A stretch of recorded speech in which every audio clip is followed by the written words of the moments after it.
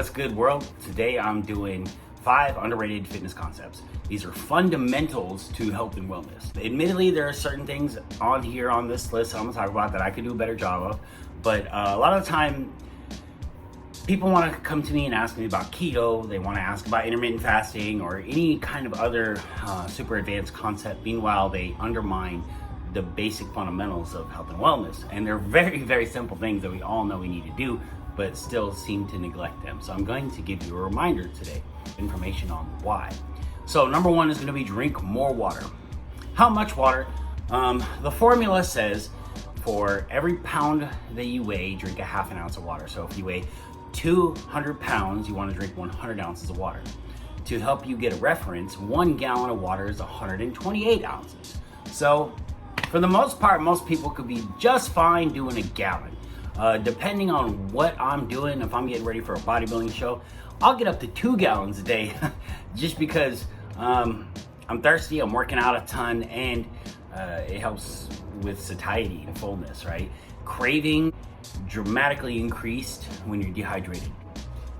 The chances of injury during weight training are dramatically increased when you're dehydrated. Water, right? So it makes sense that you would want to have that. It helps with digestion. Remember, digestive health is metabolic health. I say that all the time. So you will do a better job burning fat. You will feel better. You will feel more awake. You will have more energy. You will get better workouts. I could go on and on. We all know we need to drink more water. So 1 ounce for every half pound of body weight, or half an ounce for every pound of body weight. Number 2 is going to be get more sleep. I think this is pretty obvious.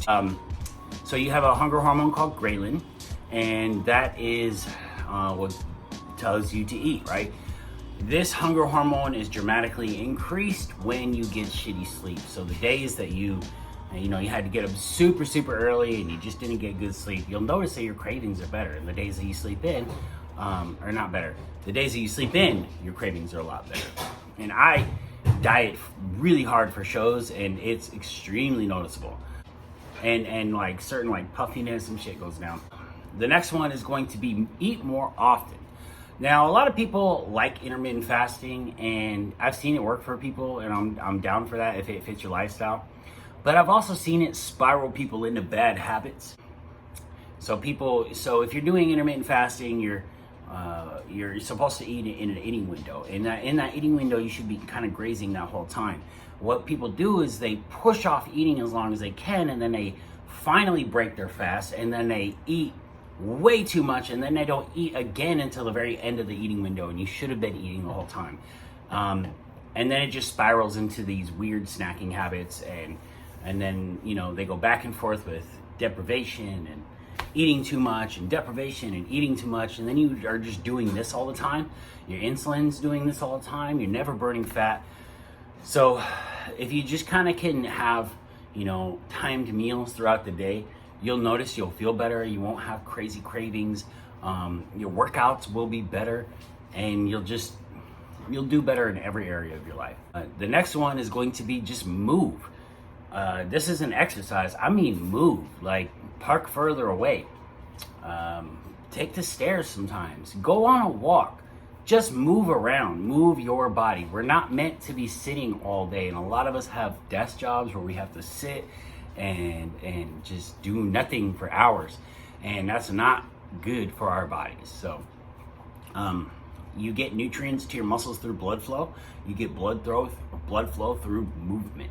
So yeah. The next one is on kind of the other side of the spectrum for people who do like to work out a lot, like myself. Take more rest time. I learned this lesson the hard way. It wasn't like I didn't know that I didn't need rest. I just had a hard time grasping the idea that I'd get more results with a little bit less exercise. So I saw more progress working out 5 days a week than 6 days a week, right?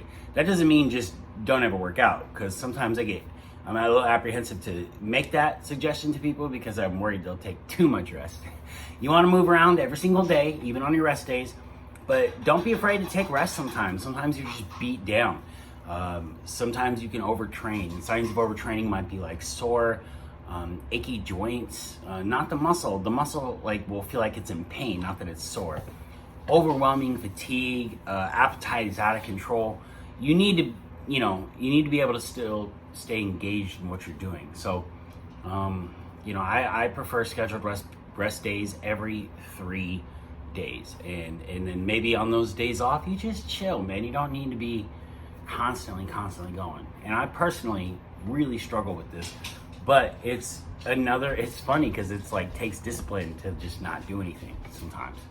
And then I'll give you a bonus one. Stop trying to do healthy stuff eating out. It just doesn't work. There's so many options out there, but the habit isn't there. And when I see people who try to do this eating out thing and eating healthy thing, they almost never have anything impressive to show for it. I'm just being honest. You being healthy and being a fitness person, part of that is cooking a lot. So you should embrace being a good cook. You should embrace your cooking skills. I feel like cooking is a fundamental part of life that we should be cooking food. I just feel like it twists my brain the wrong way for us to literally never touch the appliances in our kitchen, to literally eat everything out.